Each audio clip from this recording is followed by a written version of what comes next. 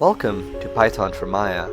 In this artist-friendly introduction to programming, I'll be walking you through your very first line of Python, all the way to creating advanced user interfaces.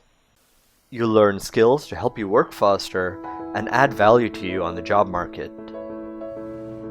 I'm Dhruv Govil, and I'm a lead pipeline developer who's worked on movies like Guardians of the Galaxy, Spider-Man, and Cloudy with a Chance of Meatballs too. I taught myself Python when I was an artist, and now my tools are used by hundreds of artists every single day. I'll be teaching you with the same methodology that I used to learn Python, creating real-world projects that I can make use of immediately.